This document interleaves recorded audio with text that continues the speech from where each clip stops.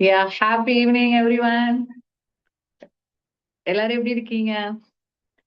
A very warm welcome to all of you, respected mentor, honorable chief guests, dear participants, trainers, and everyone who has joined us today. After the successful completion of Super 70 Series 1, we are excited to launch Super 70 Series 2 Grand Inaugural Sessionக்கு உங்கள் அனைவரையும் மனம் நிறைந்து அன்புடன் வரவேற்கிறோம். நான் Shamima and நான் ஜெஸ்மா. இந்த grand inaugural செஷனை உங்க எல்லாரோடையும் சேர்ந்து ஸ்டார்ட் பண்றதுல ரொம்ப சந்தோஷம். இன்னைக்கு நம்ம ஒரு ப்ரோக்ராம் மட்டும் ஸ்டார்ட் பண்ண போறது இல்ல, ஒரு 70 days லேர்னிங் மொமெண்ட்டை ஸ்டார்ட் பண்ண போறோம். So 70 days, 70 participants, 70 inspiring books. Yes, ஒரு அழகான கோட் சொல்லுவாங்க, ஒரு நல்ல புத்தகம் ஒரு நல்ல வாழ்க்கையின் தொடக்கம். நம்ம எல்லாருக்குமே புக்ஸ் படிக்கணும்னு ஆசை இருக்கும். ஆனா ஒரு புக்கை கம்ப்ளீட் பண்ண டைம் கிடைக்குமானா இல்ல. சில புக்ஸ் ஸ்டார்ட் பண்ணுவோம், சில புக்ஸ பாதியிலேயே ஸ்டாப் பண்ணிடுவோம், சில புக்ஸ வாங்கணும்னு நினைச்சுக்கிட்டே இருப்போம், ஆனா வாங்க மாட்டோம். எக்ஸாக்ட்லி ஷமிமா. ஆனா இந்த சூப்பர் 70 ஜர்னில அதுதான் ஸ்பெஷலி. நீங்க 70 புக்ஸை ஃபுல்லா படிக்க வேண்டிய அவசியமே இல்லை. ஆனா 70 புக்ஸோடைய எசன்ஸ், 70 ஆத்தர்ஸோடைய ஐடியாஸ், 70 லைஃப் லெசன்ஸ் இந்த 70 டேஸ்ல நமக்கு கிடைக்க போகுது. எஸ், ஒவ்வொரு நாளும் ஒரு பார்ட்டிசிபென்ட் ஒரு இன்ஸ்பைரிங் புக், அந்த புக்ல இருக்கிற best ideas, practical lessons, important takeaways எல்லாத்தையும் சிம்பிளா நமக்கு ஷேர் பண்ணுவாங்க. சோ ஒரு புக்கு படிக்கிற எடுக்கிற மந்த்ஸுக்கு பதிலா ஜஸ்ட் 30 மினிட்ஸ்லயே அந்த புக்கோட பெஸ்ட் ஐடியாஸ் நமக்கு தெரிஞ்சிடும். Isn't that amazing? டெஃபினெட்லி. இந்த ஜர்னி ரீடிங் பத்தி மட்டும் இல்லைங்க, நாலேஜ் இம்ப்ரூவ் பண்ணும், கம்யூனிகேஷன் இம்ப்ரூவ் பண்ணும், கான்ஃபிடன்ஸை பில்ட் பண்ணும், திங்கிங் ப்ராசஸ் இம்ப்ரூவ் பண்ணும், மோஸ்ட் இம்பார்ட்டன்ட்லி நம்ம எல்லாருமே டுகெதரா க்ரோ பண்ண ஹெல்ப் பண்ணும். சக்சஸ் பிரசன்டர்ஸ்னால மட்டும் வராது, நம்ம எல்லாரும் சேர்ந்துதான் இந்த ஜேர்னியை சக்சஸ்ஃபுல்லா கொண்டு போகணும். So once again, thank you so much for joining us today. First of all, each and every participant deserve appreciation. Reading, preparing, presenting இது மூணுமே ஈஸியே இல்ல. இந்த 70 days challenge அக்செப்ட் பண்ணிருக்கிற நம்ம wonderful presentக்கு ஒரு பெரிய virtual applause கொடுக்கலாமா? Yes. So congratulations to all our presenters. Yeah. Yes, thank you all. Yeah. இந்த learning ஜேர்னிய இன்னுமே சிறப்பாக்க நம்ம கூட ஜாயின் பண்ணிருக்க நம்ம honourable chief guest professor A. Muhammad Abdul Khader, educationist and writer, advisor, AMS Engineering College, Chennai. Sir, it is our great honor and pleasure to warmly welcome you to this grand inauguration session. இப்போது நம்ம honourable chief guest professor A. Muhammad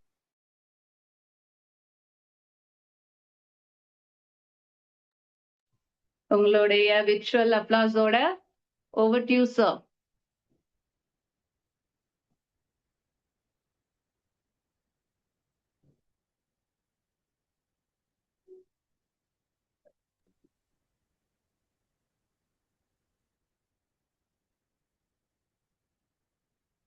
start பண்ணலாமா?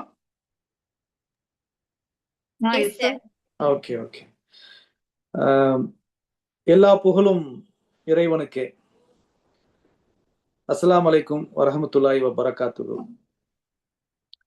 70 நாட்கள், 70 நூல் விமர்சனம், 70 ஊக்கமளிக்கக்கூடிய யோசனைகள் என்ற இந்த அருமையான சிறப்பான நிகழ்வை ஏற்பாடு செய்து, இணைய வழி மூலமாக ஏற்பாடு செய்து நடத்தி கொண்டிருக்கக்கூடிய அன்பு நண்பர் டாக்டர் ஹுசைன் பாஷா அவர்கள், இந்த நிகழ்ச்சியினை கலந்து கொண்டுள்ள உளவியல் நிபுணர்கள், பேராசிரியர்கள், ஆசிரியர்கள், பல துறையை சார்ந்தவர்கள், மாணவர்கள், உங்கள் அனைவருக்கும் அன்பான வணக்கத்தை தெரிவித்துக் கொண்டு எல்லாம் வல்ல இறைவனை வணங்கி எனது உரையை ஆரம்பம் செய்கின்றேன்.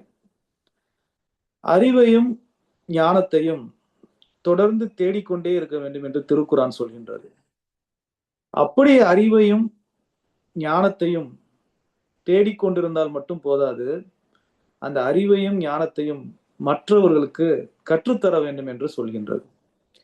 அப்படி கற்றுத்தரக்கூடியவர்கள் மகத்தான மனிதர்களாக இருக்கின்றார்கள் என்று திருக்குரான் சொல்கின்றது. அப்படி அறிவையும் ஞானத்தையும் கற்றுத்தரக்கூடிய ஒரு மகத்தான பணியை செய்யக்கூடியவர் தான் டாக்டர் ஹுசைன் பாஷா அவர்கள். நீரோடைகள் ஓடிக்கொண்டே இருக்கின்றது. தேங்கி இருப்பவை சாக்கடைகள். சாக்கடைகள் துர்நாற்றம் வீசக்கூடியவை.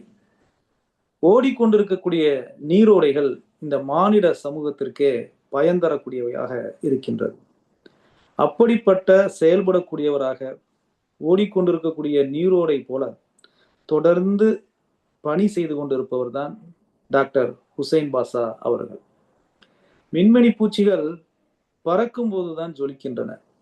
மனிதர்களும் உழைக்கும் போதுதான் ஜொலிக்கின்றார்கள். அப்படி உழைத்து உழைத்து ஜொலித்து கொண்டிருப்பவர் தான் அன்பு நண்பர் டாக்டர் ஹுசைன் பாஷா அவர்கள். இந்தியா மட்டுமல்ல, உலக நாடுகளுக்கெல்லாம் தன்னுடைய கற்றுக்கொண்ட கல்வியை, உளவியல் சார்ந்த விஷயங்களை எண்ணற்ற மாணவர்களுக்கு, பெண்களுக்கு கற்றுத்தந்து அவர்கள் வாழ்வில் ஒளியேற்றக்கூடிய ஒரு உன்னத பணியை அவர் செய்து கொண்டிருக்கின்றார். அவருக்கு இந்த நிகழ்ச்சியின் மூலமாக என்னுடைய வாழ்த்துக்களையும் பாராட்டுதலையும் தெரிவித்துக் கொள்கின்றேன்.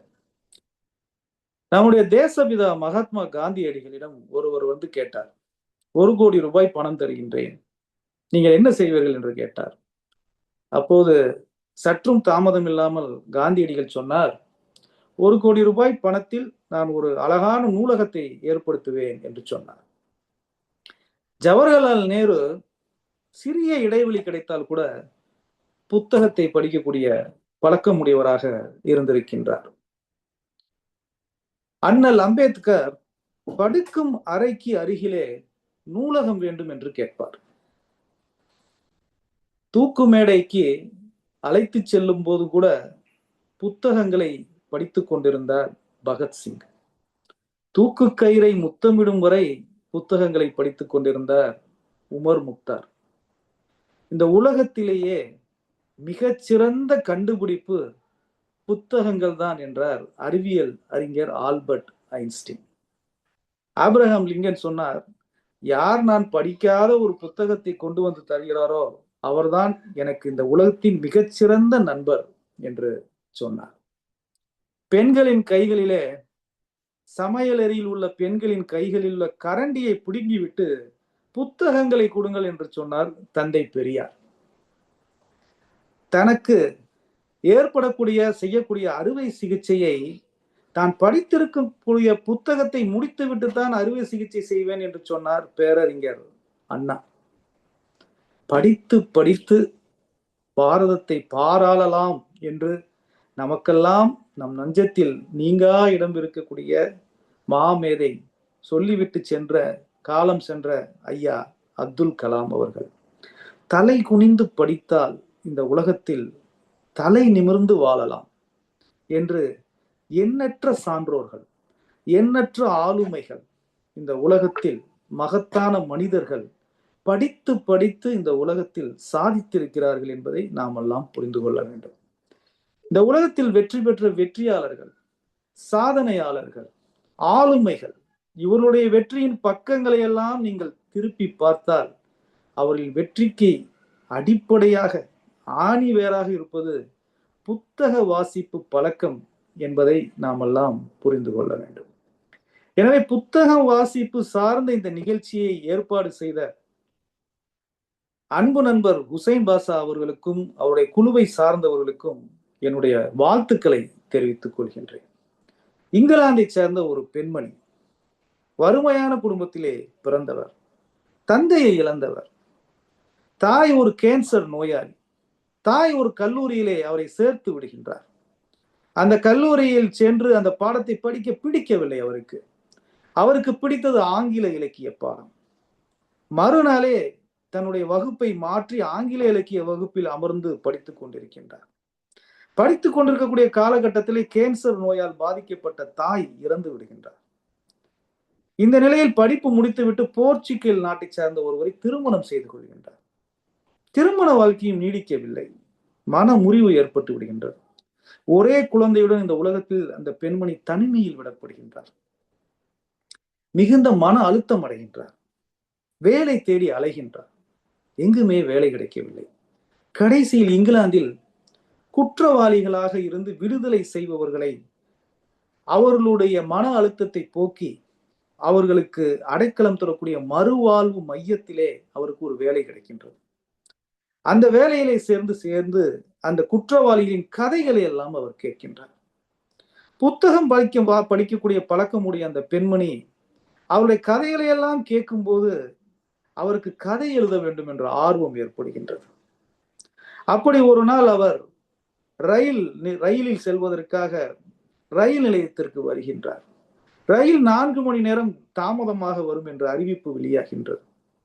ரயில் நிலையத்திலே அமர்ந்து தன்னிடம் இருக்கக்கூடிய நோட்டு புத்தகத்தை எடுத்து பேனாவை எடுத்து கதை எழுத ஆரம்பிக்கின்றார். கற்பனையிலே ஒரு கதையை உருவாக்குகின்றார். கற்பனையிலே கதாபாத்திரங்களை உருவாக்குகின்றார். கதாபாத்திரங்களை கதைக்குள் பொருத்துகின்றார். ஒரு அற்புதமான கற்பனை கதை உருவாகின்றது. அந்த கதையை எழுதுகின்றார். எழுதிவிட்டு இதை புத்தகமாக வெளியிட வேண்டும் என்று முடிவு செய்கின்றார். புத்தக வெளியீட்டாளர்களை பார்க்கின்றார். ஒன்றல்ல, இரண்டல்ல, 12 புத்தக வெளியீட்டாளர்களை பார்க்கின்றார். அத்தனை பேரும் நிராகரித்து விடுகின்றார்கள். இதெல்லாம் ஒரு கதையா, இதை யார் படிப்பா என்று சொல்லி நிராகரித்து விடுகின்றார். 13ஆக ஒரு புத்தக வெளியீட்டாளர் அந்த கதையை படித்து பார்க்கின்றார்.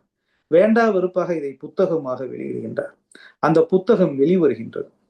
வெளிவந்து இந்த உலகத்தில் வரவேற்பு பெற்ற புத்தகமாக அது மாறிவிடுகின்றது. இளைஞர்கள் விரும்பி படிக்கக்கூடிய புத்தகமாக அது மாறிவிடுகின்றது.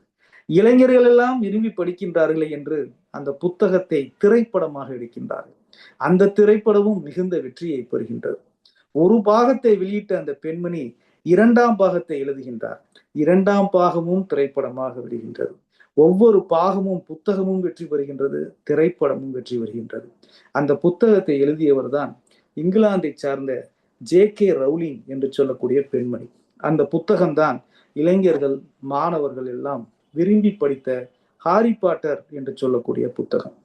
ஹாரி பாட்டர் புத்தகத்தை எழுதிய JK ரவுலிங்குடைய புத்தகம்தான் இந்த உலகத்தில் அதிகமாக விற்பனையான புத்தகம் என்பது இந்த வரலாற்றில் ஒரு மிகப்பெரிய சாதனை. ஒரு அகதியாக இருந்து இந்த உலகத்திலே யாருமே இல்லாத ஒரு அனாதையாக இருந்து இன்று ஒரு மிகப்பெரிய ஒரு மேதையாக, ஒரு மிகப்பெரிய எழுத்தாளராக உயர்ந்த JK ரவுலிங்கின் சாதனைக்கு அடித்தளமாக இருப்பது புத்தக வாசிப்பு பழக்கம்தான். 2ஆவதாக ஒரு சம்பவத்தையும் சொல்லிக்கொள்ள ஆசைப்படுகின்றேன். நம்முடைய நாட்டில், நம் தமிழகத்திலே 2004ஆம் ஆண்டு, இந்த 2004ஆம் ஆண்டு ஜூலை 16ஆம் நாள் ஒரு மிகப்பெரிய ஒரு பேரழிவு என்று சொல்லலாம். ஒரு மிகப்பெரிய சம்பவம் நம் தமிழகத்திலே கும்பகோணம் பகுதியிலே ஒரு பள்ளியிலே நிகழ்ந்தது. அந்த பள்ளியிலே ஏற்பட்ட ஒரு தீ விபத்து. அந்த தீ விபத்தில் ஏறத்தாழ 98 குழந்தைகள் இறந்து போனார்கள். அது தமிழகத்திலே ஒரு மிகப்பெரிய பேரழிவாக, ஒரு பேரிடராக, ஒரு மிகப்பெரிய ஒரு துக்கம் தரக்கூடிய நிகழ்வாக அது மாறி போனது. பச்சிளம் குழந்தைகள் தீயில் கருகி இறந்து போனார்கள்.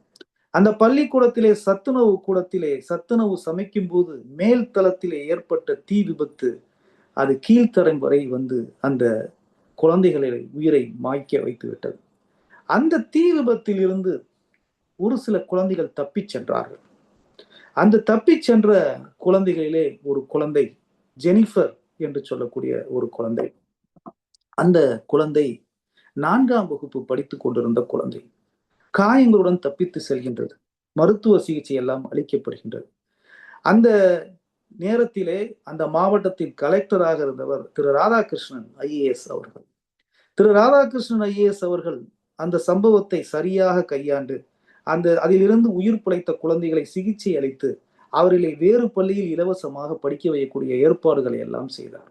அப்படி ஜெனிஃபரும் வேறு ஒரு பள்ளியிலே சேர்ந்து படித்தார். அந்த பள்ளியிலே படித்துக் கொண்டிருக்கும் போது ஜெனிஃபருக்கு அந்த மாவட்ட ஆட்சியாளரை பார்க்கும் போது ஒரு மிகப்பெரிய கடவுளை போல தெரிந்தது. இவ்வளவு பெரிய பதவியா? இவர் நினைத்தால் நம்மை இலவசமாக படிக்க வைக்கின்றார். இவர் நினைத்தால் நமக்கு மருத்துவ உதவிகளை செய்து தருகின்றார். நம்முடைய வாழ்க்கைக்கு ஒரு வழிகாட்டியாக இருக்கிறார். இவரை போல நாமும் ஒரு மிகப்பெரிய அதிகாரியாக வேண்டும் என்று ஒரு லட்சியம் அந்த பெண்மணிக்கு, அந்த குழந்தைக்கு சிறு வயதிலே ஏற்பட்டது. அந்த பள்ளிக்கூடத்திலே படிக்கும் போதே புத்தக புழுவாக மாறி போனார் ஜெனிஃபர். புத்தகம் படிக்கக்கூடிய பழக்கத்தை ஏற்படுத்தி கொண்டார். நூலகமாக சென்று தன்னுடைய ஐஏஎஸ் ஆக வேண்டும், கலெக்டர் ஆக வேண்டும் என்று தன்னுடைய லட்சியத்தை நிறைவேற்ற அந்த யூபிஎஸ்சி என்று சொல்லக்கூடிய தேர்வை எழுத வேண்டும் என்று முடிவு செய்து நூலகமாக செல்கின்றார். 12ஆம் வகுப்பு முடித்த பிறகு வறுமையான சூழல் காரணமாக பொறியியல் படிக்க நினைத்தவருக்கு பிஎஸ்சி மேத்தமெட்டிக்ஸ் படிப்பு கிடைக்கின்றது. அந்த படிப்பில் சேர்ந்து படித்து கொண்டிருக்கும் போதே அந்த யூபிஎஸ்சி என்று சொல்லக்கூடிய ஐஏஎஸ் தேர்வுக்கு தயாராகின்றார். நூலகங்களில் சென்று புத்தகங்களை படிக்கின்றார். பலவிதமான புத்தகங்களை படித்து அறிவை விரிவடைய செய்கின்றார், அறிவை கூர்மையாக்குகிறார், அறிவை வலிமைப்படுத்துகின்றார். இப்படியே செய்து தன்னுடைய படிப்பை முடித்துவிட்டு அந்த யூபிஎஸ்சி தேர்வை எழுத தயாராகின்றார். ஆனால் அந்த தேர்வுக்கு முன்பாக டிஎன்பிசி தேர்வு ஒன்று வருகின்றது. டிஎன்பிசி தேர்வில் சமீபத்தில் எழுதிய டிஎன்பிசி தேர்வில் குரூப் 1 தேர்வில் ஜெனிஃபர் அந்த தேர்வு எழுதி அந்த தேர்வில் தேர்ச்சி பெற்று டெப்டி கலெக்டர் என்ற பதவியை அடைகின்றார். ஒரு விபத்தில் இருந்து மீண்டு, ஒரு சோகமான சோதனை மிக்க விபத்தில் இருந்து மீண்டு ஒரு குழந்தை தன்னை திடப்படுத்தி கொண்டு, தன்னை ஊக்கப்படுத்தி கொண்டு, புத்தகங்களை படித்து தன்னைத்தானே ஊக்கப்படுத்தி கொண்டு மீண்டும் மீண்டும் படித்து படித்தால் இந்த உலகத்தில் வெல்லலாம், தலை குனிந்து படித்தால் இந்த உலகத்தில் அதிகாரமிக்க பதவிகளை பெறலாம் என்று சென்று அந்த புத்தகத்தை படித்து இன்று அவர் ஒரு உச்சபட்ச பதவியான டெப்டி கலெக்டர் என்று சொல்லக்கூடிய பணியை அடைந்திருக்கின்றார். ஏறத்தாழ 10-15 ஆண்டுகள் அவர் டெப்டி கலெக்டர் என்று சொல்லக்கூடிய பணியில் இருந்தால் அவர் பிற்காலத்தில் கன்ஃபர்ட் ஐஏஎஸ் என்ற பதவியை பெறக்கூடிய ஒரு மகத்தான ஒரு பணியை பெறக்கூடிய வாய்ப்பு அவருக்கு இருக்கின்றது. இந்த உலகத்தில் படித்தவர்கள் மட்டும்தான் வெல்கிறார்கள் என்பதை இந்த மாணவி கல்வியால் மட்டும்தான் இந்த உலகத்தில் மிகப்பெரிய சாதனைகளை பெற முடியும், படித்தால் உயரலாம், படிப்போம் உயர்வோம் என்ற ஒரு நல்ல செய்தியை ஜெனிஃபர் நமக்கு சொல்லி சென்றிருக்கின்றார். இப்படி இந்த உலகத்தில் மிகப்பெரிய ஆளுமைகள் எல்லாம் சாதித்திருக்கிறார்கள் என்றால் அதற்கு அடித்தளமாக புத்தக வாசிப்பு பழக்கம் இருக்கின்றது. வாசிப்பை நேசிப்போம், வாசிப்பை சுவாசிப்போம். அருமையான இந்த நிகழ்வை ஏற்பாடு செய்த டாக்டர் ஹுசைன் பாஷா அவர்களுக்கும் அவருடைய குழுவினருக்கும் என்னுடைய வாழ்த்துக்களையும் அன்பையும் தெரிவித்துக் கொண்டு எனது உரையை நிறைவு செய்கிறேன். நன்றி, வணக்கம், அஸ்ஸலாமு அலைக்கும். Thank you so much sir. வாசிப்பை நேசிப்போம், வாசிப்பை சுவாசிப்போம்.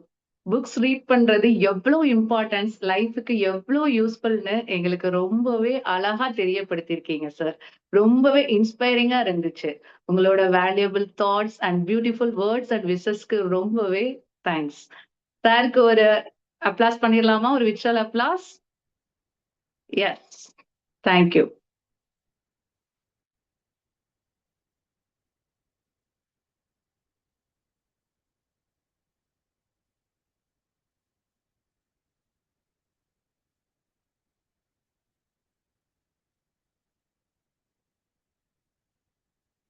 ஒரு நல்ல டீச்சர் நாலேஜ் கொடுப்பாங்க, ஆனா ஒரு கிரேட் மென்டார் ஒரு ஜெனரேஷனையே இன்ஸ்பயர் பண்ணுவாங்க. நம்ம எல்லாருக்குமே இன்ஸ்பிரேஷனா இருக்கிற நம்ம mentor doctor Hussain Basha sir. Your vision and dedication are the driving force behind Super 70 Series 2. Thank you for constantly motivating us to read, learn and grow. Sir, we extend our warm and heartfelt welcome to you. We are truly honored by your presence. Without taking much time, நம்ம respected mentor doctor Hussain Basha sir அவர்களை inauguration address வழங்க அன்புடன் invite பண்றோம். Over to you sir. Thank you Shamima. Happy evening. Yes, எல்லாரும் எப்படி இருக்கீங்க? சிறப்பா இருப்பீங்க, பிரம்மாண்டமா இருப்பீங்க, அற்புதமா இருப்பீங்க. ஒரு வித்தியாசமான ஒரு அனுபவம். டெய்லி கிளாஸ்ல சந்திப்போம். ஸோ இந்த சந்திப்புங்கிறது ஒரு பர்பஸ்ஃபுல்லா ஒரு முக்கியமான ஒரு நகர்வை நோக்கி போகக்கூடிய ஒரு சந்திப்பான நிச்சயமாக இருக்கு. நம்ம எல்லாருக்குமே தெரியும் சூப்பர் 70 சீரீஸ் 1 எந்த அளவுக்கு இருந்தது, எப்படிப்பட்ட ஒரு மாற்றத்தை ஏற்படுத்திச்சு அப்படிங்கிறது. ஸோ அது எப்போ முடிஞ்சதோ சீரீஸ் 1, சீரீஸ் 2 எப்போ வரும்னு தொடர்ந்து கேட்டுக்கிட்டே இருந்தாங்க. ஸோ அந்த ஒரு சூழ்நிலையில் தான் சீரீஸ் 2 எந்த மாதிரி கான்செப்ட் வச்சு கொண்டு போகலாம் அப்படின்னு பிளான் பண்ணும் பொழுது, அப்போ பல விதமான டிஸ்கஷன் வந்தாலும் அதுல மிக முக்கியமாக எங்களுக்கு பட்டது என்னன்னு பாத்தீங்கன்னா, இது தனிப்பட்ட முறையில் நாலேஜை மட்டும் கொடுக்கக்கூடாது, அவங்களுடைய ப்ரொஃபஷனுக்கு ஒரு ஆடட் வேல்யூ கண்டிப்பாக இருக்கணும் உடனடியாக அப்படின்னு சொன்னா இந்த புக் ரிவ்யூ மட்டும்தான் அடிப்படையாக இருக்க முடியும் நம்பணும். என்ன காரணம்னு சொன்னா, இப்ப ட்ரைனிங் ப்ரோக்ராம்ஸ் வந்து நிறைய ப்ரோக்ராம் நம்ம பண்ணக்கூடிய இடங்கள்ல அந்த ட்ரைனிங் ப்ரோக்ராமுடைய கண்டென்ட் நம்ம எங்க இருந்து எடுக்கிறோம் அப்படின்னு பாத்தீங்கன்னா புக்ஸ்ல இருந்து. அப்ப அந்த புக்ஸ் ஒவ்வொரு கருத்துமே ட்ரைனிங்கான ஒரு கண்டென்ட், அதுதான் ரொம்ப முக்கியம்.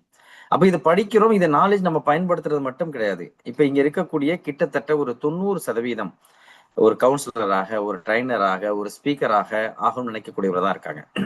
அப்ப இவங்களுக்கெல்லாம் கண்டென்ட் போய் தேடி தேடி அங்கங்க எடுக்கிறத விட ஒரே இடத்துல ஒரு 70 நாள் 70 பேர்ல இருந்து 70 பெஸ்ட் புக்ஸ்ல இருந்து எடுத்தா எப்படி இருக்கும் அப்படின்னு நினைச்சதனுடைய விளைவுதான் இந்த ப்ரோக்ராம். ஸோ இந்த ப்ரோக்ராம் ஸ்டார்ட் பண்ணும் பொழுது சீரீஸ் 2ல இந்த மாதிரியான புக் ரிவ்யூ கான்செப்டை கொண்டு வர போறோம் அப்படின்னு நினைக்கும் போது முதல்ல சின்னதாக ஒரு யோசனை இருந்தது, 70 பேர் புக் ரிவ்யூக்கு வருவாங்களா, அந்த அளவுக்கு மக்கள் படிக்கக்கூடிய புழக்கத்துல இருக்காங்களா, வந்து இந்த விஷயங்களை வந்து சொல்றதுக்கு முன் வருவாங்களா, இப்படி எல்லாம் உண்மையிலேயே ஒரு தயக்கம் இருந்தது. தயங்கி தான் இதை வந்து அட்வர்டைஸ் பண்ணும், சர்க்குலேட் பண்ணும். ஆனா என்ன ஆச்சரியம்னு சொன்னா 2 நாள் தான். இன்னைக்கு ஷேர் பண்ணோம், அடுத்த நாள் வந்து ரெஜிஸ்ட்ரேஷன் ஃபுல் ஆயிடுச்சு. அதுக்கு பிறகு வெயிட்டிங் லிஸ்ட்ல கிட்டத்தட்ட இன்னைக்கு வந்து 15-20 பேர் இன்னைக்கு வெயிட்டிங் லிஸ்ட்ல இருக்காங்க, ரெஜிஸ்ட்ரேஷன் ஸ்டாப் பண்ண பிறகு. அந்த அளவிற்கான ஒரு மாற்றம், அந்த அளவிற்கான ஒரு வாய்ப்பாக இதை பார்த்திருக்காங்க அப்படிங்கறத நினைச்சு ரொம்ப ஆச்சரியமாக இருந்தது. ஸோ நிச்சயமாக இந்த சீரீஸ் 2ங்கிறது ஒரு மிகப்பெரிய மாற்றத்தை, மிகப்பெரிய ஒரு தாக்கத்தை பர்சனல் லைஃப்ல ஒரு சேஞ்சஸ்க்கும் சரி, ப்ரொஃபஷனல் லைஃப்ல இது எல்லாமே கண்டென்ட். இங்க இருக்கக்கூடிய எல்லா ட்ரைனர்ஸுக்குமே 70 நாள் 70 டாபிக், நீங்க 70 டாபிக் நம்ம வந்து ஃபர்ஸ்ட் சீரீஸ்ல பண்ணும்போது இந்த ட்ரைனிங் கான்செப்ட்ல கொடுக்கும்போது வெவ்வேறு விதமான டாபிக்ல பேசின மாதிரி இதுல 70 புக்ஸ் 70 டாபிக்ல நீங்க பேசுவதற்கும் பயிற்சி கொடுப்பதற்கும் தயாரா இருக்கீங்க அப்படிங்கிறதான் உள்ள விஷயம். ரொம்ப மகிழ்ச்சியாக இருக்கு. ஸோ இந்த ரெக்கார்டிங் எல்லாமே நம்முடைய NIPR சேனல்ல வந்து அப்லோட் பண்ணோம், அதுல இருந்து நீங்க டவுன்லோட் பண்ணிக்கலாம், அங்க இருந்து நீங்க பாத்துக்கலாம். ஸோ ஃபர்ஸ்ட் சீரீஸ் எப்படி சக்சஸ்ஃபுல்லா முடிஞ்சு அதுக்கான சர்டிபிகேட் செரமனி வச்சு நல்லா ப்ரெசென்ட் பண்ண எல்லாருக்குமே வந்து சர்டிபிகேட் கொடுத்தோமோ அதே மாதிரி சீரீஸ் 2க்குமே அக்டோபர் 4th சென்னையில சர்டிபிகேட் செரமனி இருக்கு. எல்லாருக்குமே, எல்லா ட்ரைனர்ஸ்க்கும், எல்லா ஸ்பீக்கர்ஸ்க்குமே. ஸோ அதுக்கான வாய்ப்புகளுக்கு சர்டிபிகேட் நீங்க ரிசீவ் பண்ணலாம். ஸோ அதுல யாருடைய ட்ரைனிங்க்கு, யாருடைய அந்த ப்ரெசன்டேஷன் டேக்கு அதிகமான மெம்பர்ஸ் வர்றாங்களோ ஸோ அவர்களுக்கும் ஸ்பெஷல் கிஃப்ட் இருக்கு. அந்த மாதிரியான விஷயங்கள் எல்லாமே ஏற்பாடு பண்ணியிருக்கோம். ஒரு 30 வருடம் 50 வருடம் ஒருத்தருடைய உழைப்பு, ஒருத்தருடைய எண்ணங்களை எல்லாம் புத்தகமாக வெளியே வரும் பொழுது அது உட்கார்ந்து ஒரு 3 மணி நேரம் 4 மணி நேரம் நம்ம படிக்கலன்னு சொன்னா நிறைய நம்ம இழந்தவர்களாக ஆகிடுவோம். நமக்கு நல்லா தெரியும் புத்தகம்ங்கிறது அவசியம், புத்தகத்தினுடைய பலம் என்ன, அதனுடைய ஸ்பெஷல் என்ன அப்படிங்கிறது. அதை இந்த ப்ரோக்ராம் இன்னும் கூடுதலாக நமக்கு அதை புரிய வைக்கும் அப்படிங்கிறது தான் உள்ள விஷயம். ஸோ இப்படிப்பட்ட ஒரு ப்ரோக்ராமை தொடங்குறதுக்கு யாரை வச்சு தொடங்கலாம் அப்படிங்கும்போது 2வது கருத்தே வரல. ஃபர்ஸ்ட் ஞாபகம் வந்தது ப்ரொஃபசர் அப்துல் காதர் சார் தான். ஏங்கிறது அவரை பத்தி தெரிஞ்ச பலருக்கும் உங்களுக்கு தெரிஞ்சிருக்கும். என்ன காரணம்? சாரை பத்தி இன்னைக்கு நீங்க மீடியாவை திறந்தீங்கன்னு சொன்னா பேச்சா இருக்கட்டும் அல்லது எழுத்தா இருக்கட்டும் எல்லா இடங்கள்லயுமே சாருடைய ஃபேஸை பார்க்கலாம், சாருடைய கட்டுரைகளை பார்க்கலாம். குறிப்பாக அவருடைய கட்டுரைகள் தொடர்ந்து பத்திரிகைகளை வர்றது பார்க்கலாம், அவருடைய புத்தகங்கள் எழுதுறத பார்க்கலாம். இன்னைக்கு சுத்தி எல்லா இடங்கள்லயுமே சார் வந்து ஒரு பிஸியாக இருக்கக்கூடிய ஒரு நபர்.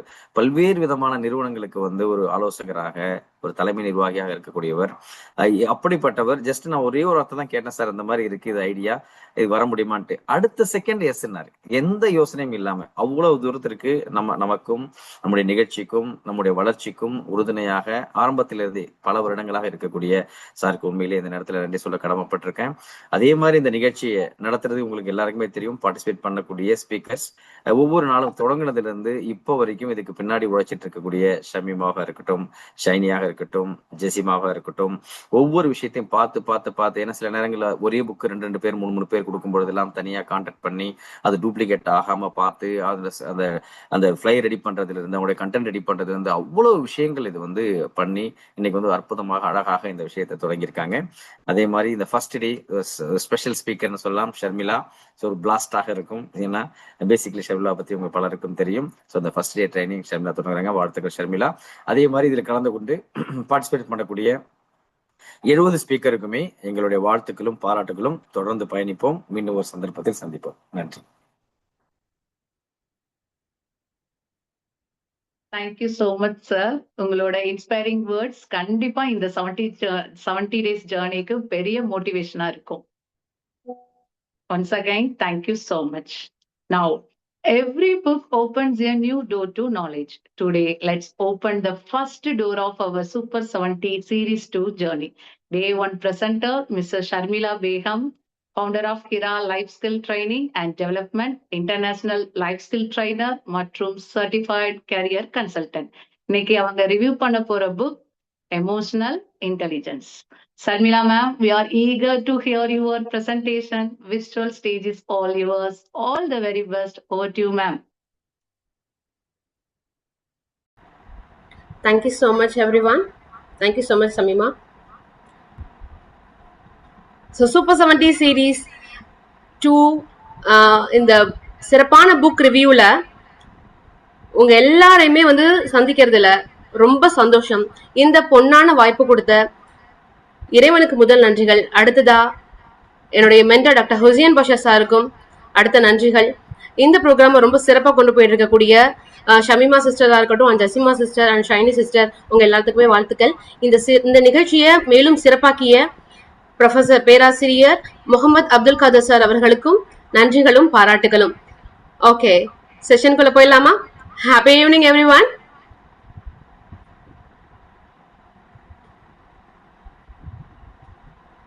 எல்லாரும் எப்படி இருக்கீங்க? எஸ். ஸோ உங்களுடைய இந்த கண்டினியூஸ் சப்போர்ட் தான் அடுத்த ஒரு 20 to 30 மினிட்ஸை வந்து சிறப்பாக்க போகுது. ஃபைன். ஸோ நீங்க எல்லாருமே வந்து சொல்லுங்க, உங்களுடைய மூளை உங்களுக்கு நண்பனா எதிரியா? நீங்க என்ன நினைக்கிறீங்க? ஸோ உங்களுடைய பிரைன் அண்ட் உங்களுடைய ஹார்ட்டை வந்து பார்க்கும்போது எது ஜெயிக்குதுன்னு நினைக்கிறீங்க? ஹார்ட். ஓகே, நண்பனா இருக்கு. ஃபைன், சந்தோஷம். பிரைனா ஹார்ட்டா? எது ஜெயிக்குதுன்னு நினைக்கிறீங்க? பிரைன், ஹார்ட், ஒரு மிக்ஸ்டு ரெஸ்பான்ஸ் இருக்கு. ஓகே, சோ இன்னைக்கு அதை பத்தி தான் நம்ம வந்து ஃபர்தரா பார்க்க போறோம். என்னுடைய ஸ்கிரீன் எல்லாத்துக்கும் விசிபிளா இருக்கா? According to situation. Fine. Shamima sister, கொஞ்சம் கன்ஃபார்ம் பண்றீங்களா? Yeah, yes, sister. Clear இருக்கு. ஓகே. எஸ். ஸோ இன்னைக்கு புக் ரிவ்யூல இந்த இனாகுரல் செஷன்ல ஃபர்ஸ்ட் டேவே வந்து ஒரு வண்டர்ஃபுல்லான புக்கை பத்தி ரிவ்யூ பண்றதுல ரொம்ப மகிழ்ச்சி எனக்கு. இன்னைக்கு என்ன பண்ண போறோம் அப்படின்னா, நம்ம புக் ரிவ்யூ அப்படிங்கறத விட உங்களுடைய மூளைக்குள்ளேயே ஒரு டூர் போக போறோம். எல்லாரும் ரெடியா? Yes, I want response from everyone. ரெடியா? ரெடி. ஃபைன்.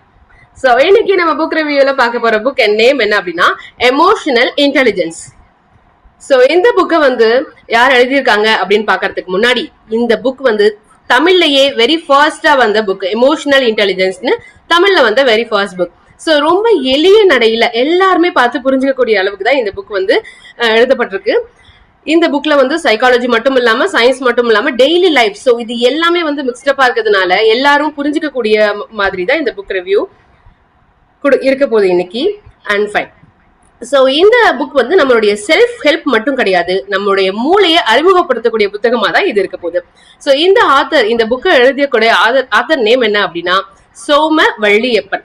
இவங்க யாருன்னா தமிழ் வம்சாவளியை சேர்ந்த இந்திய எழுத்தாளர். இவங்க ஒரு பேச்சாளர், பயிற்சியாளர், மனித வள மேலாண்மை, நிதி முதலீடு, இந்த மாதிரி துறைகள்லாம் நிபுணரா இருந்திருக்காங்க. ஓகே, சோ இன்னைக்கு இந்த புக்ல என்ன பண்ண போறோம், என்ன பார்க்க போறோம், ஏதாவது ஐடியா இருக்கா? எமோஷனல் இன்டெலிஜென்ஸ்னா என்ன நீங்க பேர் வைப்பீங்க அதுக்கு? அதை எப்படி தமிழ்ல சொல்லலாம்? எமோஷனல் இன்டெலிஜென்ஸ்னா தமிழ்ல எப்படி சொல்லலாம்? Yes, emotional intelligence.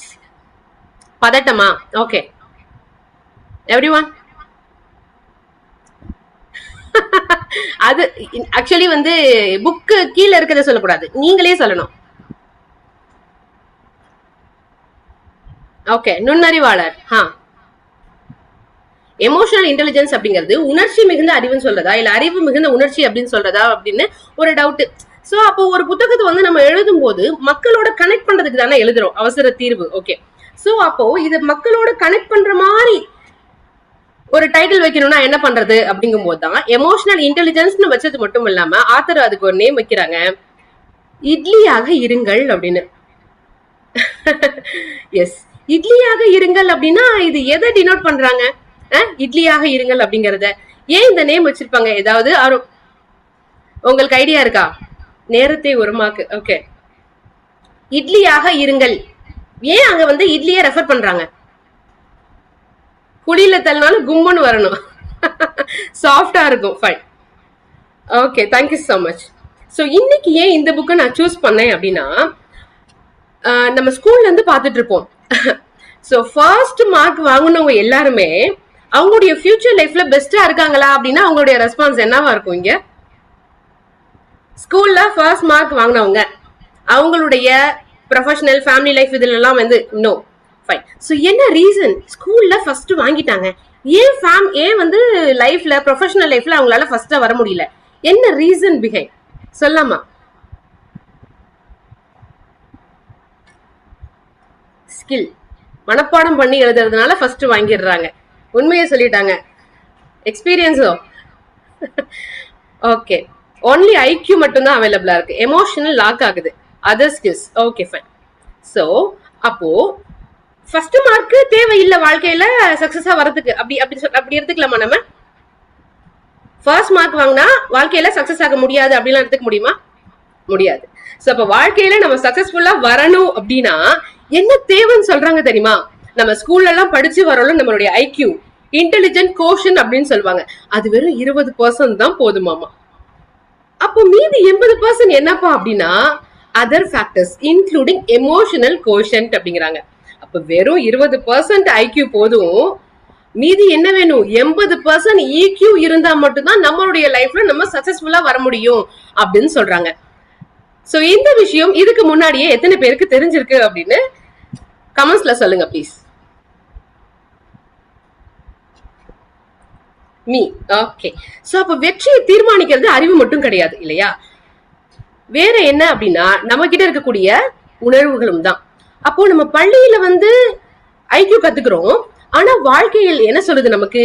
EQ-வை தேர்வு பண்ணு, உன்னுடைய EQ எமோஷனல் கோஷன்ட், உன்னுடைய உணர்வுகளை நீ சமநிலைப்படுத்து அப்படின்னு சொல்லி தருது நமக்கு வாழ்க்கை. இதே விஷயத்தை தான் இந்த புக்ல சோமவள்ளியப்பன் சொல்லியிருக்காங்க. ஓகே, சோ இந்த தருணத்துல உங்களுடைய எமோஷன் எப்படி இருக்குன்னு நான் பார்க்கணும். டைப் பண்ணலாமா? உங்களுடைய எமோஷன் என்ன அப்படிங்கறத எமோஜி மூலமாவோ இல்ல லெட்டர் மூலமாவோ நீங்க போடுங்க. எமோஷன் எமோஜி மூலமா போட்டீங்கன்னா ரொம்ப ஹெல்ப்ஃபுல்லா இருக்கும். Please show your emotion now. Okay, lovely. Okay, so எல்லாருமே வந்து புக் ரிவ்யூ நீங்க பாட்டு படப்படன்னு பேசிட்டு இருக்கீங்க, நீங்க யாருன்னே சொல்லவே இல்லையே அப்படின்னு தெரியாதவங்களுக்கு ஒரு டவுட் இருக்கும் இல்லையா? சோ அந்த டைம் தான் இது. புத்தகத்தை மட்டும் கிடையாது, நம்மளையும் வாசிக்கணும் அப்படின்னு தான் நம்மளுடைய இன்னைக்கு கெஸ்ட் கூட அதை பத்தி சிறப்பா பேசியிருந்தாங்க. ஸோ என்னுடைய நேம் ஷர்மிளா பேகம், நான் ஃபார்மர் ரேடியோ ஜாக்கி, இப்போ வந்து founder of Heera life skills training and development. அதாவது மைக்ல ஒரு காலத்துல மைக்ல பேசி எல்லாரையும் என்டர்டைன் பண்ணிட்டு இருந்தோம், இப்ப மைண்ட பத்தி பேசி எல்லாரையும் எம்பவர் பண்றதுக்கு வந்துட்டோம் இறைவனோட கிருபையால. ஓகே, சோ சிம்பிளா இன்ட்ரோ சொல்லணும் அப்படின்னா அதுதான். ஃபைன். சோ இந்த இமேஜ் உங்களுக்கு என்ன தெரியுது? எது மேல இருக்கு?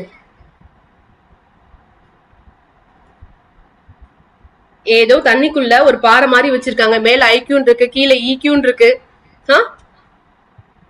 வெளியில தெரியறது என்ன? ஐக்யூ. உள்ளுக்குள்ள இருக்கிறது என்ன? ஆழமா உள்ளுக்குள்ள ஆழமா இருக்குது என்ன? EQ. ஃபைன். சோ அப்போ நமக்கு எது தேவையாமா? நமக்குள்ள இருக்கக்கூடிய அந்த EQ-வை டெவலப் பண்ணாதான். இதுலயே நமக்கு தெரியுது பாருங்க, அந்த கோஷன்ட் லெவல் 20% IQ சொல்லியிருந்தோம், 80% EQ சொல்லியிருந்தோமா? அப்ப வெளியில தெரியறது கொஞ்சம் தான், உள்ளுக்குள்ள இருக்கக்கூடிய அந்த EQ 80% நம்ம வந்து இம்ப்ரூவ் பண்ணும்போது, என்ஹான்ஸ் பண்ணும்போது தான் நம்மளுடைய லைஃப் வந்து சக்சஸ்ஃபுல்லா இருக்கும் அப்படிங்கிறாங்க. சோ அப்ப நம்ம வந்து எல்லாத்தையும் இந்த நடத்தையை மட்டும் பாக்குறோம். ஆனா புத்தகம் என்ன சொல்லுதுன்னா மற்றவர்களுடைய உணர்வையும் பாருங்கள் அப்படிங்கறதா சொல்லுது. அப்ப சயின்டிபிக்கா நம்ம வந்து அந்த எமோஷனையும் பிஹேவியரையும் பேலன்ஸா வச்சுக்கும் போது நம்மளுடைய லைஃப்ல நம்ம சக்சஸ்ஃபுல்லா வச்சுக்கலாம் அப்படிங்கறதுதான். அடுத்ததா இந்த பிக்சர்ல என்ன தெரியுது, ஏதாவது தெரியுதா?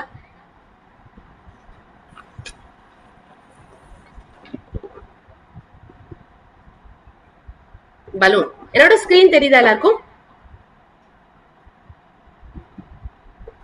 S, okay. சோ இந்த பலூன்ல ஓகே இப்போ நான் என்ன பண்றேன், இந்த பலூன் வந்து என்னுடைய பிரைன் மாதிரி. ஓகே, பிரைன் எல்லாம் கட்டி காமிக்க முடியாது இல்லையா, அதனால இதை வந்து நம்ம பிரைனா இப்ப கன்சிடர் பண்ணிக்கிறோம். இந்த பிரைன்ல நான் என்ன பண்றேன், என்னுடைய எமோஷன்ஸ் எல்லாம் உள்ள போடுறேன். ஆல்ரெடி நான் கொஞ்சம் போட்டு வச்சிருக்கேன். கொஞ்சம் ஹாப்பி இருக்கு, கொஞ்சம் சேட் இருக்கு, கொஞ்சம் கோவம் இருக்கு, கொஞ்சம் பயம் இருக்கு, இதெல்லாம் போட்டு கொஞ்சம் கொஞ்சமா போட்டு வச்சிருக்கேன். அதனால பலூன் இந்த அளவுக்கு இருக்கு. ஓகே, ஸ்டேபிளா இருக்கு. இப்ப இதுல நான் மேலும் என்ன பண்றேன், இன்னும் அதிக கோபத்தையும் இன்னும் அதிக துக்கத்தையும் இன்னும் அதிக பயத்தையும் போடும்போது இந்த பலூன் என்னவாகும்? என்னவாகும்? பிளாஸ்ட் ஆயிடும். பிளாஸ்ட் இல்லையா? எஸ். சோ அப்ப அதை பறக்க விட்டுருவோம் நம்ம. சோ அப்போ இந்த பலூன்ல வந்து அதுக்காக நம்ம கோவப்படக்கூடாதா, பயப்படக்கூடாதா அப்படின்னா அப்படியும் கிடையாது. ஓகே, எல்லா எமோஷனுமே லிமிட்டா கண்ட்ரோல்டா இருக்கும்போது நம்மளுடைய பிரைனும் சக்சஸ்ஃபுல்லா ரொம்ப காமா ஒவ்வொரு சிச்சுவேஷனையும் எப்படி நம்ம கடந்து போகணும் அப்படிங்கறத நமக்கு நிறைய தாட்ஸ் மூலமா நமக்கு வந்து சொல்லும்.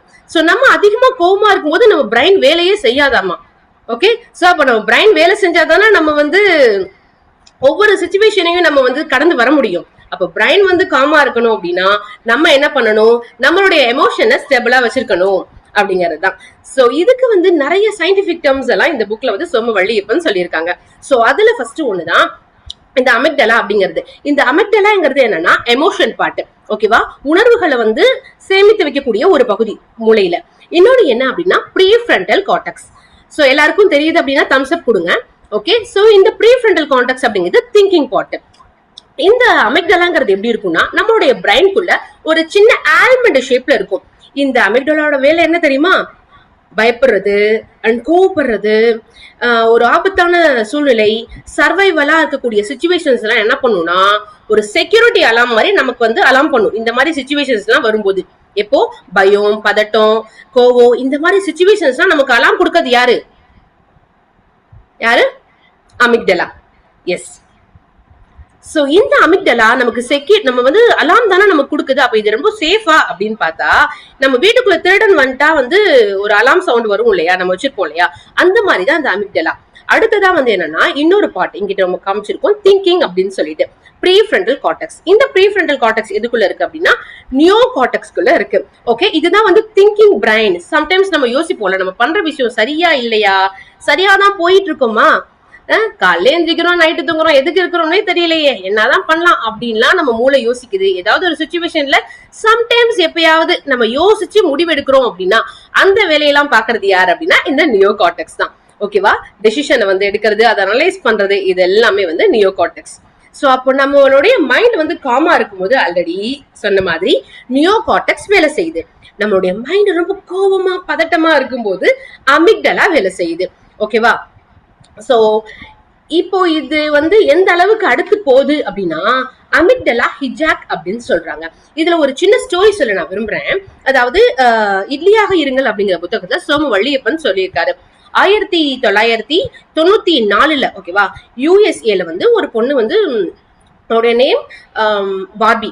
யா, சோ அந்த பார்பி வந்து என்ன பண்றா, தன்னோட அப்பா அம்மா கிட்ட வந்து நான் இன்னைக்கு நைட் என்னோட ஃப்ரெண்டு வீட்டுல தூங்க போறேன், அங்க போய் விளையாண்டுட்டு நான் வந்து இருப்பேன் அப்படின்னு சொல்லிட்டு போயிடுற அப்பா அம்மா கிட்ட சொல்லிட்டு, அவகிட்ட ஒரு கீ இருக்கு. அப்பா அம்மாவும் சரி அவ ஃப்ரெண்டு வீட்டுக்கு தானே போயிருக்கா அப்படின்னு சொல்லிட்டு அப்பா அம்மா கிளம்பி வெளில போயிடுறாங்க. ஓகே, ஃப்ரெண்டு வீட்டுக்கு போனா ஃப்ரெண்டு வீடு மூடி இருக்கு. அப்போ என்ன பண்றான் அந்த பொண்ணு, சரி ஓகே நம்ம வீட்டுக்கே போயிடுவோம், வீட்டுக்கு வரா. வீட்டுக்கு வரும்போது அந்த பொண்ணு சின்ன பொண்ணு தானே, சரி ஏதாவது ட்ரிக் பண்ணலாம், அப்பா அம்மா உள்ள வரும்போது நம்ம ஏதாவது ட்ரிக் பண்ணி அவங்களை பயமுறுத்தலாம் அப்படின்ட்டு அவ கையில ஒரு கீ இருக்கு. என்ன பண்றா, உள்ள போகாம பின்வழியா உள்ள போய் முன்னாடி ஏதாவது பூட்டி இருக்கு சரியா, வீட்டுக்குள்ள இருக்கிறதே தெரியாம அப்பா அம்மா திறந்து வரும்போது நம்ம வந்து பயமுறுத்தலாம் அப்படின்னு நினைச்சிட்டு இருக்கா. கொஞ்ச நேரம் கழிச்சு அவங்க அப்பா அம்மா வராங்க. ஓகே. சோ அவங்க அப்பாவுக்கு வந்து வீடு திறக்கும் போது உள்ளுக்குள்ள சவுண்ட் கேட்கறதுனால ஏதோ ஆபத்து மாதிரி தெரியுது அவருக்கு, யாரும் வீட்டுக்குள்ள இருக்கிறாங்க அப்படின்னு சொல்லிட்டு உடனே என்ன பண்றாரு, தன்னோட கன் எடுத்துட்டாரு பாக்கெட்ல இருந்து அங்கங்க எங்க சவுண்ட் வருது அப்படின்னு பாத்துக்கிட்டே போறாரு. பாத்துக்கிட்டே போகும்போது ஒரு ரூம்ல இருந்து சவுண்ட் வருது. ஓகே, அந்த ரெடியா வச்சிருக்காரு. ஓகே, ட்ரிகர் பண்ண கரெக்டா அந்த பொண்ணு வெளில வந்து டாடி அப்படிங்குது. டக்குன்னு ஷூட் பண்றாரு. அவர் மைண்டுக்கு தெரியுது தன்னோட பொண்ணுதான் அப்படின்னு, ஆனாலும் ட்ரிகர் பண்ணிடுறாரு. அந்த பொண்ணு கொஞ்சம் ஹாஸ்பிட்டல்ல அட்மிட் பண்ணி எவ்வளவோ வந்து சிகிச்சைக்கு அப்புறமும் அந்த பொண்ணால உயிர் பிழைக்க முடியல. ஓகே, பட் அவங்களுடைய அப்பாவுக்கு தெரியுது தன்னுடைய பொண்ணுதான் அப்படின்னு, ஆனாலும் அவர் ஷூட் பண்ணிடுறாரு. இதுக்கு என்ன காரணம் தெரியுமா? அமிக்டலா ஹிஜாக் அப்படிங்கிறது தான். சோ இது என்ன பண்ணுது இந்த அமிக்டலா ஹிஜாக் அப்படின்னா, எஸ், இது வந்து ரொம்ப வைரல் நியூஸா போச்சு அப்படின்னு சொல்றாங்க 1994ல. So one of the most கான்செப்டுமே நம்ம என்ன பண்றோம், யாரையாவது கண்ணா பின்னா திட்டிடுறோம், ஒரு 10 நிமிஷம் கழிச்சு நம்ம யோசிக்கிறோம், அதுக்கப்புறம் வந்து சே இப்படி பண்ணிருக்க கூடாதே அப்படின்னு. ஆனா ஏன் அந்த 10 நிமிஷத்துக்கு முன்னாடி நம்ம யோசிக்கல அப்படின்னா, அதை செயல்படுறது இந்த அமிக்டலா தான் அப்படிங்கிறாங்க. அப்போ எமோஷனல் பிரைன் வந்து ரியாக்ட் பண்ணிடுது டக்குன்னு. எப்போனா நம்மளுடைய திங்கிங் பிரைன் இது என்ன பண்ணலாம், சரியா தப்பா, இத பண்ணலாமா வேணாமா அப்படின்னு அனலைஸ் பண்ணி ஒரு சொல்யூஷனை ரெடி பண்றதுக்குள்ள இந்த எமோஷனல் பிரைன் ரியாக்ட் பண்ணி முடிச்சு பிளாஸ்ட் ஆகிது அந்த சிச்சுவேஷனை. ஓகே, இதெல்லாம் எதனால நடக்குது அப்படின்னா, சோ இப்போ நிறைய பேர் எக்ஸ்பீரியன்ஸ் பண்ணிருப்பீங்க. யாரெல்லாம் அப்படின்னு சொல்லுங்க. உங்களுடைய வாட்ஸ்அப்ல நீங்க ஏதோ ஒரு மெசேஜ் யாராவது அனுப்பியிருப்பாங்க, நீங்க தப்பா புரிஞ்சுக்கிட்டு கண்ணா பின்னான்னு திட்டிட்டு அதுக்கப்புறமா சாரி கேட்டதுண்டா? அதுக்கப்புறமா சாரி கேட்டதுண்டா? ஒரு உணர்ச்சி வசப்பட்டு திட்டிட்டு அதுக்கப்புறமா சாரி கேட்டதுண்டா? எஸ். ஓகே, சோ இது எல்லாத்துக்குமே காரணம் நீங்க கிடையாது, அமிக்டலா தான். ஓகே, அடுத்து வந்து லிம்பிக் சிஸ்டம். சோ இந்த லிம்பிக் சிஸ்டத்துக்குள்ள தான் கீழே அமிக்டலாவும் ஹிப்போகாம்பஸும் இருக்கு. இது வந்து எமோஷனல் பிரைன். இதுல 2 பார்ட் இருக்குங்க. இப்போ இந்த ஹிப்போகாம்பஸ் என்ன பண்ணுது தெரியுமா, நம்மளுடைய பாஸ்ட்ல ஆல்வேஸ் எஸ் சோ நம்மளுடைய பாஸ்ட்ல நடந்த விஷயங்கள், நிகழ்வுகள் எல்லாத்தையுமே இந்த ஹிப்போகாம்பஸ் ஸ்டோர் பண்ணி வைக்குது. பட் இந்த அமிக்டலா என்ன பண்ணுது தெரியுமா, ஏன் அது இவ்வளவு சீரியஸா இவ்வளவு நமக்கு அலாம் கொடுத்து இந்த அளவுக்கு நம்மள ட்ரிகர் பண்ணுது அப்படின்னா, அந்த அமிக்டலா பாஸ்ட்ல நடந்தக்கூடிய நிகழ்வுகள்ல ஏற்பட்ட உணர்வுகளை உள்ளுக்குள்ள சேவ் பண்ணி வச்சிருக்கு நம்மளுடைய எமோஷனல் மெமரியில. Got it? இப்ப புரியுதா? சோ அப்போ அதே மாதிரியே நிகழ்வு ஒரு ஃபியூச்சர்ல நடக்கும்போது அந்த அமிக்டலா என்ன பண்ணுது, சுதாரிச்சிடுது. இதே மாதிரி ஆல்ரெடி நடந்திருக்கு, உனக்கு ஆபத்து வரப்போகுது, நீ டக்குனு ரியாக்ட் பண்ணு அப்படின்னு சொல்லிட்டு நம்மள ட்ரிகர் பண்ணிடுது. அதனால அந்த விஷயம் நீரும் ப்ரீஃப்ரண்டல் கார்டெக்ஸ் எல்லாம் போகாம, அதை அனலைஸ் எல்லாம் பண்ணாம, அது சரியா தப்பாலாம் தெரியாம உடனே ரியாக்ட் பண்ணிடுது. ஓகே, இதுதான் வந்து இந்த அமிக்டலாவோட கான்செப்ட். ஓகே, சோ இப்போ செல்ஃப் அவேர்னஸ். நீங்க உங்களை பத்தி எப்படி ஃபீல் பண்றீங்க? சாட் பாக்ஸ்ல சொல்லலாமா?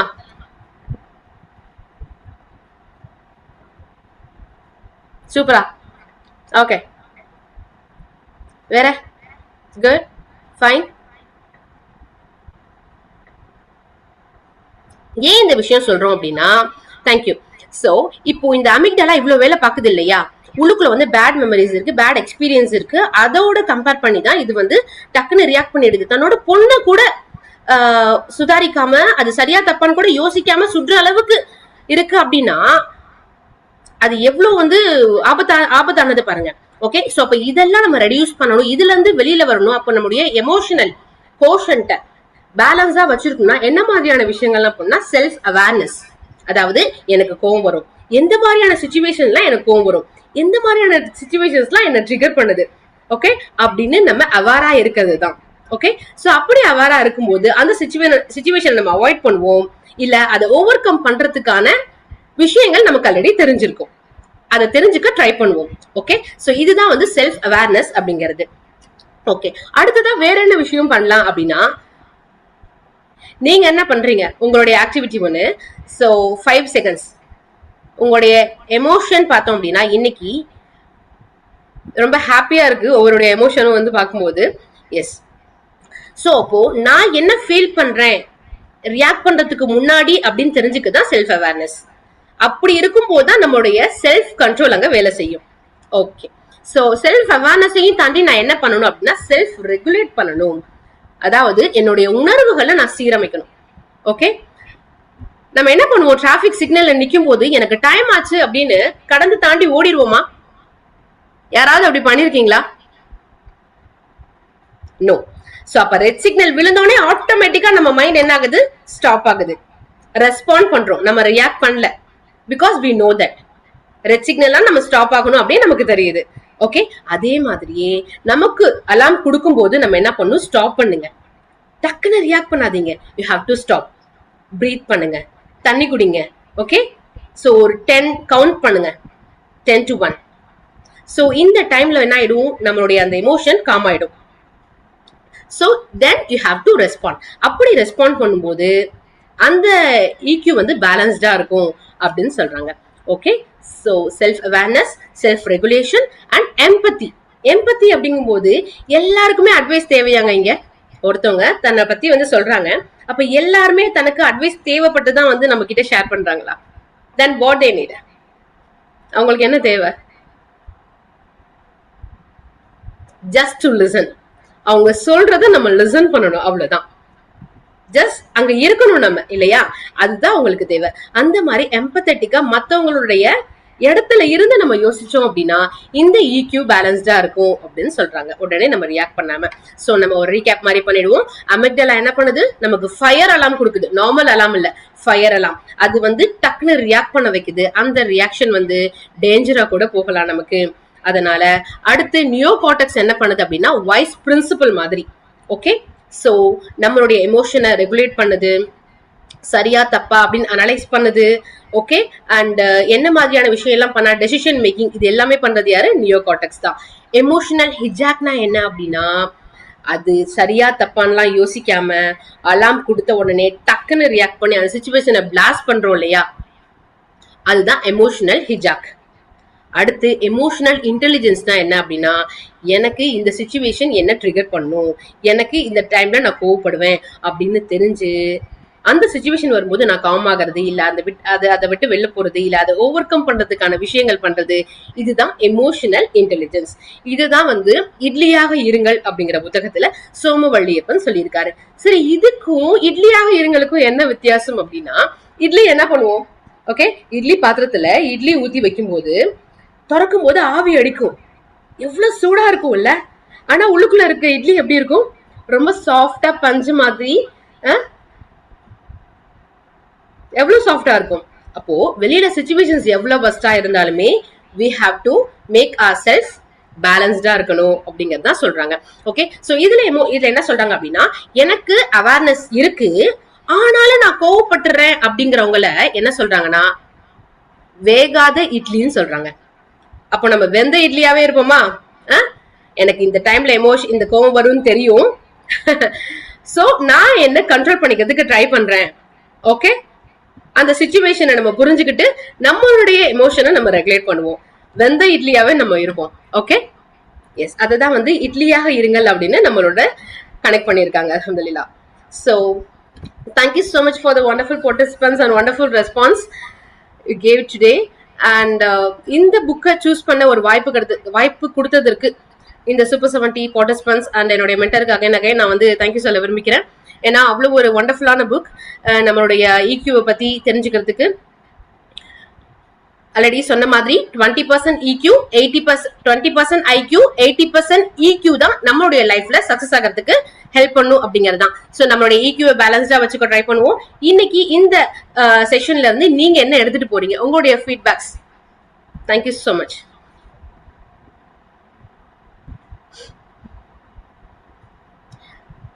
என்ன இன்னைக்கு உங்களுடைய லேர்னிங்கா இருந்துச்சு, கீ டேக்அவே தான் சொல்லலாமா?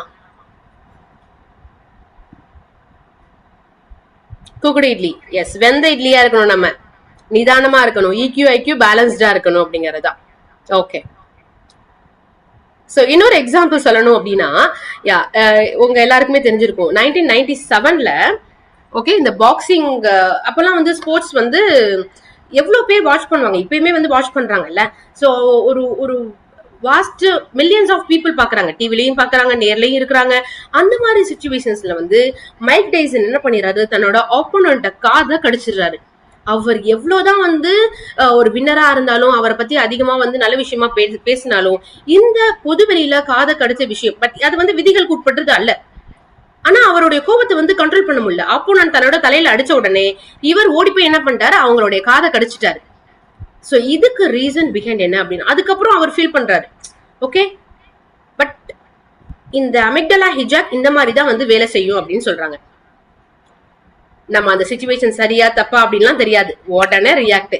அதனாலதான் நிறைய பேருக்கு வந்து அடுத்த லெவலுக்கு போக முடியாம, ஐக்யூ வந்து ஜாபுக்குள்ள போகிறதுக்கு ஹெல்ப் பண்ணும், பட் ஈக்யூ தான் கன்சிஸ்டன்டா நமக்கு நம்மளுடைய லைஃப்ல growth கொடுக்கறதுக்கு ஹெல்ப் பண்ணும்.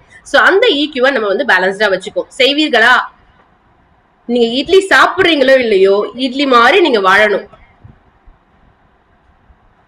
ரெடி? இட்லி மாதிரி இருக்கலாமா? யாருக்கெல்லாம் இட்லி பிடிக்கும் இதுக்கப்புறம்? Yes, thank you, Sarmila sister, for your wonderful presentation. Emotional intelligence நமக்கு சொல்ற முக்கியமான பாடம். சக்சஸுக்கு ஐக்யூ மட்டும் போதாது, எமோஷனல் இன்டெலிஜென்ஸும் அவசியம். புக்ல இருந்து இம்பார்ட்டன்ட் பாயிண்ட்ஸ் ரொம்ப கிளியரா ஷேர் பண்ணிருக்கீங்க. Congratulations and all the very best for your learning journey. யாராவது ஃபீட்பேக் கொடுக்க கேட்கலாமா? நான் ஓகே. சோ ஆடியன்ஸ், இப்போ யாராவது ஒரே ஒரு ஆள், டைம் வந்து ரொம்ப கம்மியா இருக்கு, சோ யாராவது ஒரே ஆள் ஃபீட்பேக் கொடுக்கலாமா? வித் கீ டேக்அவேஸோட. சித்தி ஓகே, அன்மியூட் பண்ணிக்கங்க சிஸ்டர்.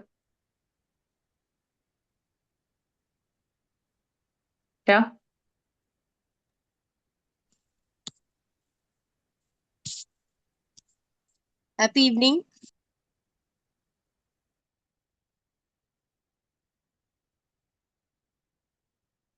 இருந்துச்சு. இன்னொன்னு என்னன்னா, இந்த புக்கு படிச்ச மாதிரி மேக்சிமம் இந்த புக்ல இவ்வளவுதான் கொடுத்திருப்பாங்கன்னு நினைக்கிறேன். சம்லா சிஸ்டர் ரொம்ப அழகா வந்து எக்ஸ்பிளைன் பண்ணியிருந்தாங்க. ப்ரெசன்டேஷனுமே ரொம்ப நல்லா இருந்துச்சு, ஈஸியா எல்லாருக்குமே புரியுற மாதிரி இருந்தது. அதோட முதல்ல அப்துல் கலாம் சார் பேசினதும் சரி, நம்ம பாசா சார் பேசினதும் சரி, ஆசான்ங்கிறதுக்கு வந்து ஒவ்வொரு தடவையும் அவங்க வந்து ப்ரூவ் பண்ணிக்கிட்டே இருப்பாங்க.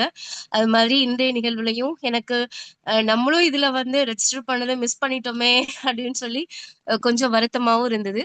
இருந்தாலும் அல்லாஹ் உதவினால இந்த 70 டேஸும் கண்டிப்பா அட்டன் பண்ணணும் அப்படிங்கும்போது ஒவ்வொரு புக்ஸையும் இன்னைக்கு சம்லா சிஸ்டர் விளக்கம் தந்த மாதிரி அனைவருமே விளக்கம் தருவாங்கன்னு நினைக்கிறேன்.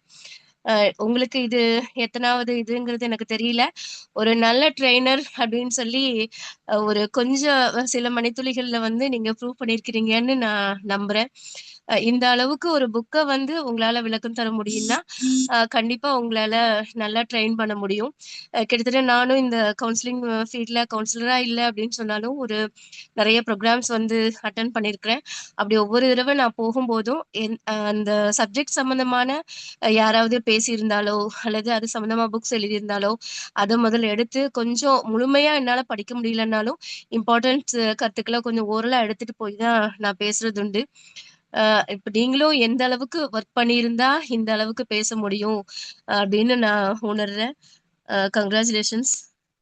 எனக்கும் இந்த இதை கேட்கறதுக்கு, இந்த கருத்துக்களை புரிஞ்சுக்கிறதுக்கு வாய்ப்பு தந்ததுக்கு thank you very much sister.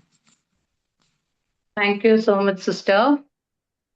As we come to the end of today's grand inaugural session, I would like to express my heartfelt thanks to everyone. Our special thanks to our honorable guest, our respected mentor, all our 70 presenters and everyone who joined us today. உங்களோட support, encouragement and presence தான் இந்த ப்ரோக்ராமோட biggest strength. இன்னைக்கு நம்ம ஒரு inauguration ஃபங்க்ஷனை மட்டும் முடிக்கல, ஒரு 70 days லேர்னிங் மூவ்மெண்ட்டை ஸ்டார்ட் பண்ணியிருக்கோம். So once again, thank you everyone for joining us. See you all tomorrow with another inspiring book review. ஷார்ப்பா 9:45 எல்லாரும் ஜாயின் பண்ணிருங்க. இன்னைக்கு ஃபர்ஸ்ட் டேனால இவ்வளவு லேட் ஆச்சு. 9:45 to 10:15. Okay, kindly don't forget. Signing off, Shamima and Jessima. Good night.